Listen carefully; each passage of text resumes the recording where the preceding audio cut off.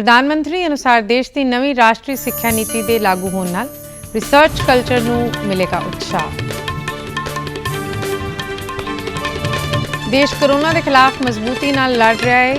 जंग पिछले 24 घंटे दौरान 1 लाख तो वध कोरोना मरीज हुए सेहतयाब। ਅਤੇ ਚੰਡੀਗੜ੍ਹ ਵਿੱਚ ਪਸ਼ੂ ਕਿਸਾਨ ਕ੍ਰੈਡਿਟ ਕਾਰਡ ਸਕੀਮ ਹੋਈ ਸ਼ੁਰੂ। ਅਤੇ ਹੁਣ ਖਬਰਾਂ ਵਿਸਥਾਰ ਨਾਲ। ਪ੍ਰਧਾਨ ਮੰਤਰੀ ਨਰਿੰਦਰ ਮੋਦੀ ਨੇ ਕਿਹਾ ਹੈ ਕਿ ਰਾਸ਼ਟਰੀ ਸਿੱਖਿਆ ਨੀਤੀ ਨੂੰ ਮਲਟੀ ਡਿਸਿਪਲਿਨਰੀ यानी बहु अनुशासनी बनाया गया है। इस विच विषय बदलीकरण की सहूलत दी गई है ਅਤੇ दाखिल होने और छड्डण के मौके दिए गए हैं। अज IIT गुवाहाटी के कन्वोकेशन समागम में वर्चुअल तौर पर संबोधन करदਿਆਂ उन्होंने कहा कि राष्ट्रीय सिक्ख्या नीति सिक्ख्या तकनोलॉजी नाल जोड़ेगी। विद्यार्थी तकनोलॉजी बारे पढ़नगे और तकनोलॉजी जरिए भी पढ़नगे। सब्जेक्ट की फ्लेक्सिबिलिटी दी गई है, मल्टीपल एंट्री एंड एग्जिट के अवसर दिए गए हैं और सबसे अहम देश की नई एजुकेशन पॉलिसी एजुकेशन को टेक्नोलॉजी से जोड़ेगी। टेक्नोलॉजी को हमारे स्टूडेंट्स की थिंकिंग का इंटीग्रल पार्ट बनाएगी, यानी स्टूडेंट्स टेक्नोलॉजी के बारे में भी पढ़ेंगे और टेक्नोलॉजी के जरिए भी पढ़ेंगे। प्रधानमंत्री ने कहा कि देश विच रिसर्च कल्चर ਨੂੰ ਉਤਸ਼ਾਹਿਤ ਕਰਨ ਲਈ ਨਵੀਂ ਸਿੱਖਿਆ ਨੀਤੀ ਵਿੱਚ ਇੱਕ ਨੈਸ਼ਨਲ ਰਿਸਰਚ ਫਾਊਂਡੇਸ਼ਨ ਦਾ ਵੀ ਮਤਾ ਕੀਤਾ ਗਿਆ ਹੈ, ਜਿਸ ਤਹਿਤ ਸਾਰੇ ਵਿਸ਼ਿਆਂ ਲਈ ਫੰਡ ਦਿੱਤਾ ਜਾਵੇ। के कैंपस भी देश में खुले और दुनिया भर का ग्लोबल एक्सपोजर हमारे स्टूडेंट्स को यहीं पर मिले। इसी तरह इंडियन और ग्लोबल इंस्टीट्यूशंस के बीच रिसर्च कोलैबोरेशन और स्टूडेंट एक्सचेंज प्रोग्राम को भी प्रमोट किया जाएगा। प्रधानमंत्री ने कहा कि नवी नीति विच विद्या खेत्र खोलण की गल की गई है। इस नाल विद्यार्थियों को विश्व पद्धर की जानकारी मिलेगी और तबादले के प्रोग्राम को उत्साह मिलेगा। पिछले 24 घंटे दौरान देश भर में कोविड-19 की बीमारी तो पीड़ित 1,01,468 मरीज इलाज तो बाद ठीक होकर अपने घर पहुंचे ने। एक दिन में ही ठीक होने वाले मरीजों की यह सब तो वड्डी गिनती है। इस वेले भारत में दुनिया के सारे देशों नालों वध मरीज राजी हो रहे हैं। केंद्रीय सेहत मंत्रालय का कहना है कि कोविड-19 की बीमारी को मात दे के सेहतयाब होने वाले मरीजों की दर 80.86% हो गई है। सेहत मंत्रालय वालों जारी आंकड़ियां मुताबिक हुण तक कोविड-19 की बीमारी को मात दे के 94,97,867 मरीज सेहतयाब हो चुके हैं। ठीक होने वाले मरीजों की गिनती में लगातार वाधा हो रहा है। इस वेले देश में इस बीमारी नाल मरण वालों की दर 1.60% है। हुण देश भर में इस बीमारी के पॉजिटिव मामले 9,75,681 ने, जबकि इस बीमारी तो 55,62,483 व्यक्ति प्रभावित हुए। पिछले 24 घंटे दौरान देश में कोविड-19 की बीमारी नाल 1,053 व्यक्तियों की मौत हुई है, जिस नाल कुल मौतों की गिनती 88,935 हो गई है। पिछले 24 घंटे दौरान इस बीमारी तो पीड़ित मरीजों का पता लगाने लिए 9,33,185 टेस्ट किए गए हैं। चंडीगढ़ के प्रशासक VP सिंह बदनौर ने कोविड-19 संबंधी समीक्षा मीटिंग हदायत की है कि शहर में एंबूलेंसां के पुख्ता प्रबंध किए जान तां जो घरां विच एकांतवास विच रह रहे कोरोना पीड़ितां नूं लोड़ पैण ते तुरंत हस्पताल पहुंचाया जा सके।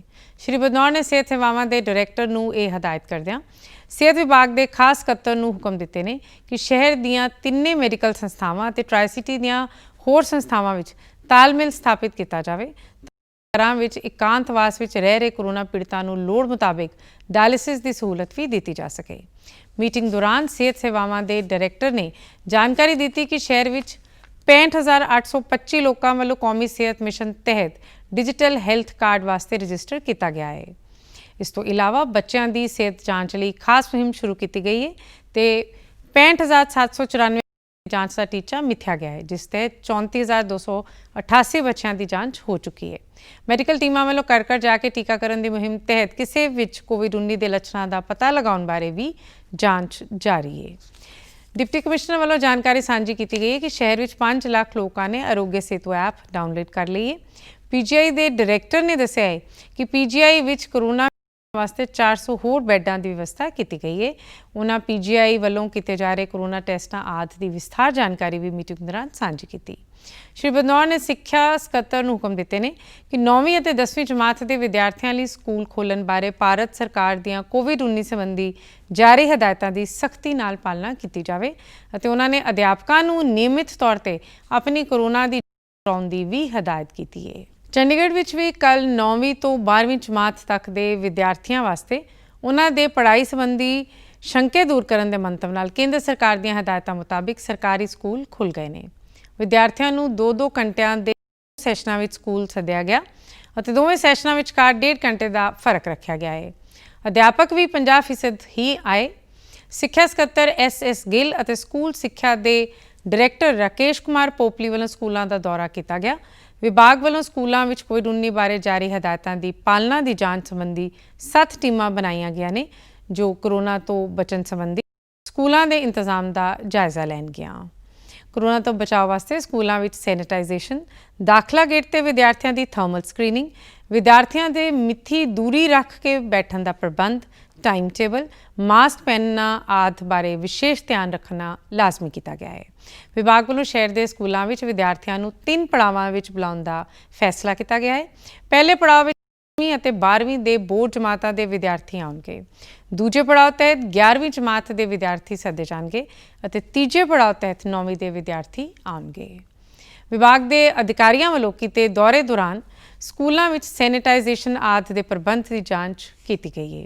तकरीबन 6 महीनों तो बाद खुले शहर के सरकारी स्कूलों में 950 विद्यार्थी कल आए तो अधिकारियों ने आने वाले दिनों में विद्यार्थियों के वध गिनती में आने की उम्मीद जताई है। चंडीगढ़ में पशु किसान क्रेडिट कार्ड स्कीम की शुरुआत हो गई है।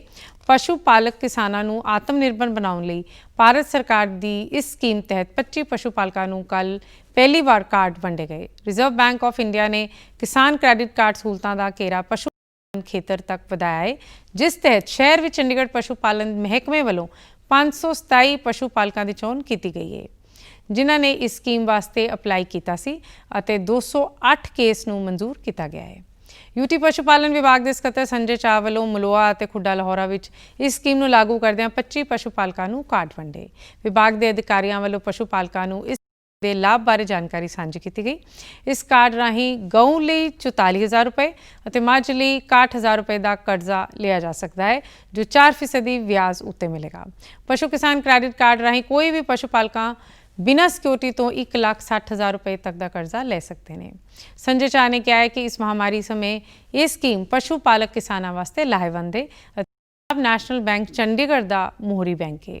इस तो इलावा 20 होर बैंक इस स्कीम में शामिल हैं। उन्होंने कहा कि इस स्कीमी तहत विभाग वालों पशु पालकों को आप पहुँच करके पशुओं की वैक्सीनेशन, पशुओं की ट्रेनिंग राही डाटा ऑनलाइन सामभ्या जाता है। इसलिए पशु पालक किसान इस स्कीम और नैशनल एनीमल डिजीज़ कंट्रोल लाभ लै अपनी आर्थिक स्थिति बेहतर कर सकते हैं। प्रधानमंत्री गरीब कल्याण अन्न योजना तहत हर परिवार के हरेक मैंबर को 5 किलो कनक या चौल और 1 किलो दाल मुफ्त दिते जाते हैं। कोरोना महामारी कारण जिहड़े लोगों के रोज़गार से माड़ा असर पिया इस स्कीम का उन्होंने लोगों को खास लाभ मिल रहा है। लॉकडाउन शुरू होने के दिनों बाद ही इस स्कीम को लागू कर दिया गया सी तां जो काम काज बंद होने कारण प्रभावित लोगों को राशन मुहैया करवाया जा सके। DD न्यूज़ चंडीगढ़ नाल गलबात दौरान इस स्कीम को लोगों के फायदेमंद दस्या है। तो अब दोबारा लेने आए हम, तो इसलिए मोदी जी का काफ़ी धन्यवाद। हम लोगों की इतनी मदद कर रहे हैं, सहायता कर रहे हैं। पहले 2 महीने का राशन मिला था और अब 3 महीने का मिल रहा है और मोदी जी का धन्यवाद जो हमारी इतनी सहायता कर रहे हैं। जैसे कि ये जो राशन बांटने का काम है इसको लगभग 20 से 25 दिन हो चुके हैं यहाँ पे शुरू हुए और आज सुबह के हमने जो किशनगढ़ में है यहाँ पे 150 से 200 परिवार तक राशन बांट चुके हैं और आज शाम तक हमारा यहाँ पे 400 लोगों को राशन देने का काम समापन यहाँ पे हो जाएगा। ये स्कीम नवंबर महीने तक जारी रहेगी तो तकरीबन 81 करोड़ लोगों को लाभ होगा।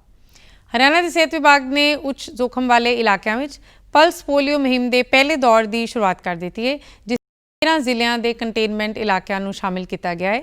ਸੂਬੇ ਵਿੱਚ ਇਸ ਮੁਹਿੰਮ ਦੌਰਾਨ ਲਗਭਗ 6,30,000 ਬੱਚਿਆਂ ਨੂੰ ਪਲਸ ਪੋਲੀਓ ਰੋਕੂ ਬੂੰਦਾਂ ਪਿਲਾਈਆਂ ਜਾ ਰਹੀਆਂ ਨੇ।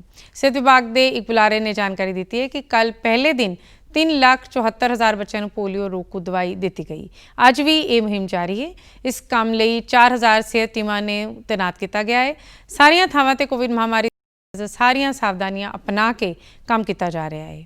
ਇਸ ਮੁਹਿੰਮ ਦੌਰਾਨ ਝੁੱਗੀ ਝੌਂਪੜੀ ਵਾਸੀਆਂ, ਇੱਟ ਪੱਠਿਆਂ ਆਦਿ ਅਤੇ ਇੱਕ ਥਾਂ ਤੋਂ ਦੂਜੇ ਥਾਂ ਜਾਣ ਵਾਲੇ ਲੋਕਾਂ ਦੇ ਬੱਚਿਆਂ ਨੂੰ ਵਿਸ਼ੇਸ਼ ਤੌਰ ਤੇ ਇਹ ਦਵਾਈ ਪਿਲਾਈ ਜਾਵੇਗੀ।